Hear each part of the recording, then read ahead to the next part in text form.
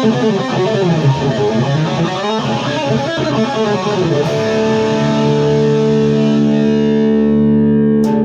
we're going to talk about the Evertune bridge and what I think about it.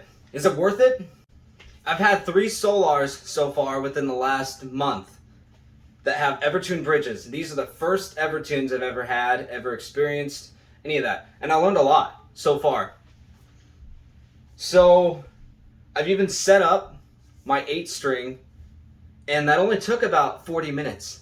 What really helped is having locking tuners. You just put that string through, put the tension, tighten that little wheel in the back, and you're good. I even went up a little bit of a gauge on my 8-string because those strings were not tight enough, to be honest. So it was like 9 to, I have no idea, to Ernie balls that were 10 to 80.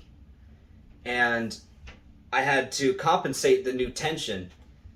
All I did was I put the string through, got it attached, put a little bit of tension on, and then took my Evertune key and started tightening it. That way it was starting to be ready for that 10 gauge instead of 9. So I tightened that like a good couple turns, maybe like 5 or 6, just as a guess. Then I actually gave it tension to pitch and eventually compensated it in zone 2, because that's where you can actually tune the guitar. In zone 2, I tuned it to the E that I needed, and then eventually started turning the key here so I could get it close to zone 3 so I can bend. And did that to every string, and it wasn't too bad. It just took, after I got the string on, I would just get it ready to face higher tension. Evertune also has an Evertune calculator where you go to the website. It's pretty easy to find. You just Google Evertune calculator and you type in your string gauge, what tuning you want it to be, and see if the standard bridge is going to be okay for it. And, you know, go from there. So I noticed that 10s to whatever, 80s will work on the 8-string. So I did it and it worked well.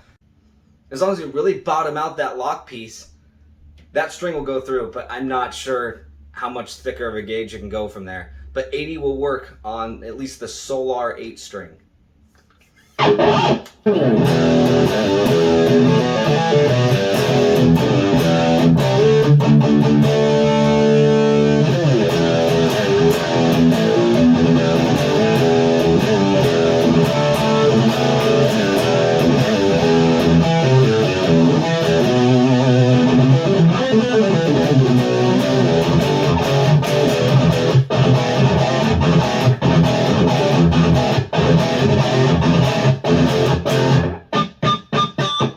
So what sold me on the Evertune was the fact that there's a zone 3 that allows you to bend strings.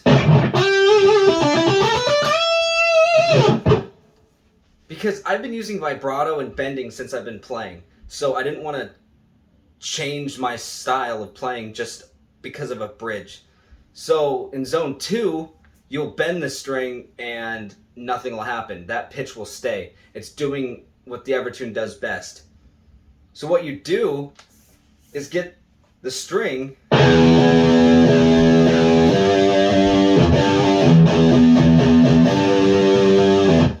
I got this low E in zone 2 now, where there's going to be no real bending.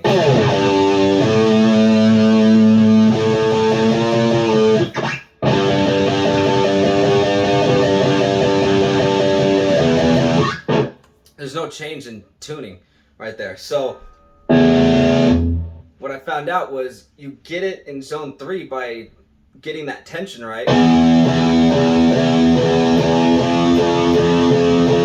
Now you're in zone 3, then you back off back to the tuning of E. And stop right when you hear the proper pitch that you want. Now you can bend, and what you're doing is you're bending into zone 3. So you're in zone 2 right now. And then you bend. There you go, you're in zone 3 now. So you just tip from in between.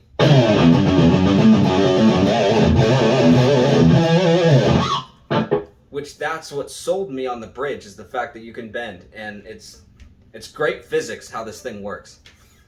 If you couldn't bend on this bridge, I probably wouldn't have really liked it, and or even bought one, yet alone 3 solars with that bridge.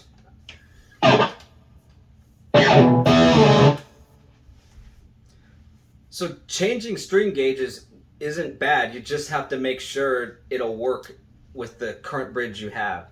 Some people have fears on if you can change your string gauge, or you can't bend, which you can. And it's not too bad of a learning curve. Keep in mind that you tune from the bridge. You have your Evertune key and it goes right here, and you just tune from here. Once you get the proper tension you want, whatever zone you're in. And tuning is really just going to work in zone 2.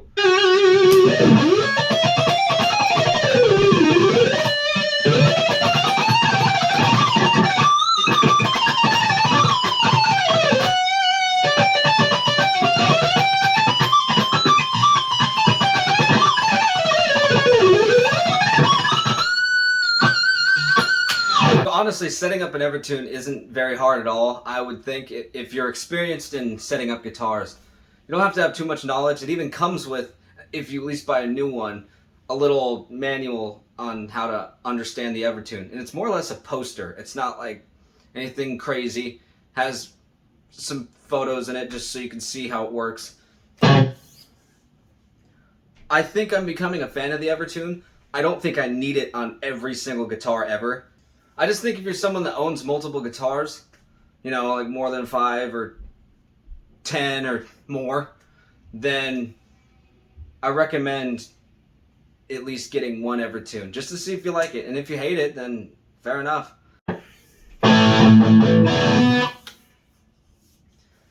There's like a small learning curve on the Evertune. I would say for me it was like a half hour, just understanding what to do and what not to do.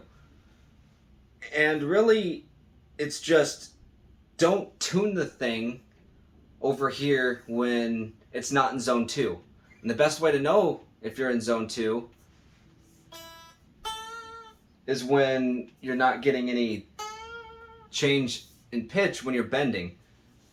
If you need to reset the bridge because you turned it a little too far this way, then get all the tension off your string.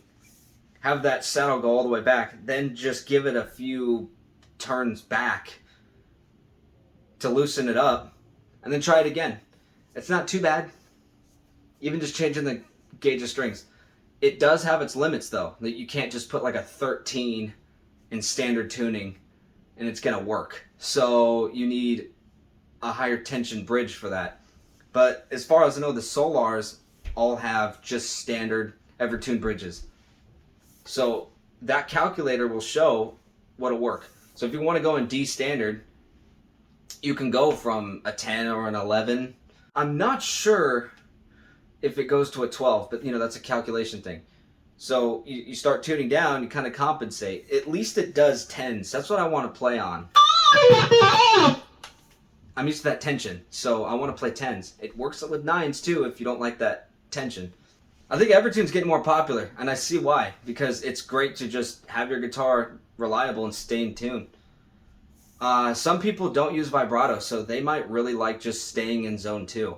I don't particularly, so I want to stay in zone 3, or like, you know, that tier to it. I should probably add as well, be careful for over-tightening your pitch, though, because you'll just be adjusting the back springs, and then you'll just break the string from the tension. That's just because you're in the wrong zone or something. It doesn't really happen unless you just aren't paying attention, but it's not too bad. In fact, I'm still learning a little bit, but for the most part, I understand this bridge a lot more. And you know, you got your 3 Allen key parts. You got one for tuning, you got another for string height, and then you got your intonation over here to move the saddle. I haven't really intonated the guitar because I thought it was pretty well intonated after I set it up on my 8 string anyway. You might physically have to move the saddle. I haven't done it yet, but That's something I heard. I don't know if that's entirely true, but that might be the case. It might just be a lock right there. So I should also probably say string height. It reminds me of a little bit of a higher hardtail maybe, or for me the best way to describe it is it's like the height of a Kaler, and it almost looks like it's a different Kaler. I like the Kaler fixed bridge, so to me it's fine. It was a little weird getting used to because it's slightly different than any other bridge, but I don't think it's that difficult to play.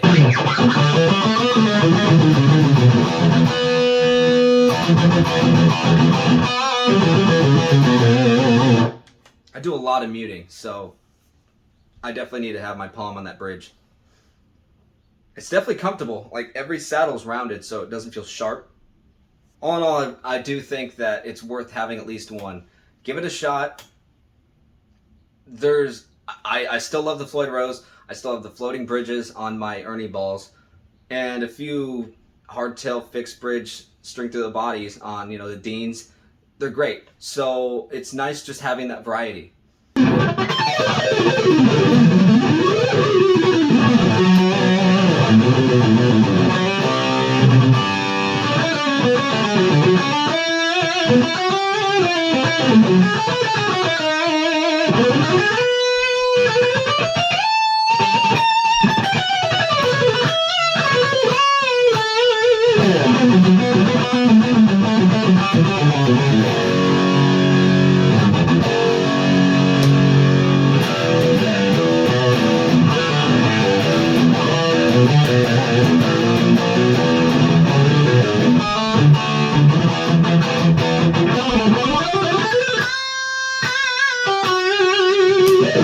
However, the blacksmith strings that you get stock with the Solars, like the high E, broke within 2 weeks that I had it. Well, just had this guitar for under 2 weeks and the high E already broke. Guess it can't be that shocking that it's a high E that broke. But, you know, first experience with blacksmith strings. Maybe not as good as Diodario or Ernie Ball. I was like, great, this will make a good video. Anyways, I hope this video helped. If I missed anything, or if you have any questions, leave them in the comments. I'll try to answer them.